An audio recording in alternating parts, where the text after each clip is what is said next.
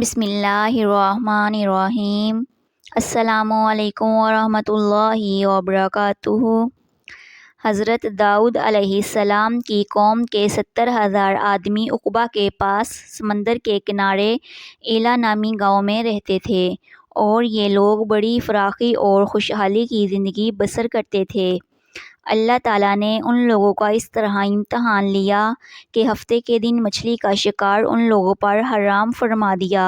اور ہفتے کے باقی دنوں میں شکار حلال فرما دیا، مگر اس طرح ان لوگوں کو آزمائش میں مبتلا فرما دیا کہ ہفتے کے دن بے شمار مچھلیاں آتی تھیں اور دوسرے دنوں میں نہیں آتی تھیں، تو شیطان نے ان لوگوں کو یہ حیلہ بتا دیا کہ سمندر سے کچھ نالیاں نکال کر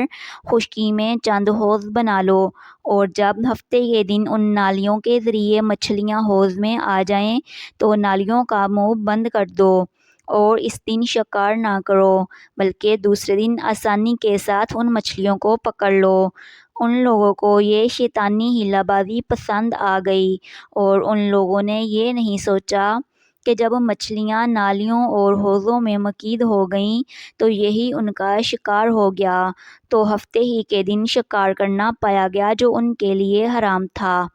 اس موقع پر ان یہودیوں کے 3 گروہ ہو گئے۔ کچھ لوگ ایسے تھے جو شکار کے اس شیطانی حیلے سے منع کرتے رہے اور ناراض و بیزار ہو کر شکار سے باز رہے، اور کچھ لوگ اس کام کو دل سے برا جان کر خاموش رہے۔ دوسروں کو منع نہ کرتے تھے بلکہ منع کرنے والوں سے یہ کہتے تھے کہ تم لوگ ایسی قوم کو کیوں نصیحت کرتے ہو جنہیں اللہ تعالیٰ ہلاک کرنے والا یا سخت سزا دینے والا ہے، اور کچھ وہ سرکش و نافرمان لوگ تھے جنہوں نے حکم خداوندی کی علانیہ مخالفت کی اور شیطان کی حیلہ بازی کو مان کر ہفتے کے دن شکار کر لیا اور ان مچھلیوں کو کھایا اور بیچا بھی۔ جب نافرمانوں نے منع کرنے کے باوجود شکار کر لیا تو منع کرنے والی جماعت نے کہا کہ اب ہم ان معصیت کاروں سے کوئی میل و ملاپ نہ رکھیں گے، چنانچہ ان لوگوں نے گاؤں کو تقسیم کر کے درمیان میں ایک دیوار بنا لی اور آمد و رفت کا ایک الگ دروازہ بھی بنا لیا۔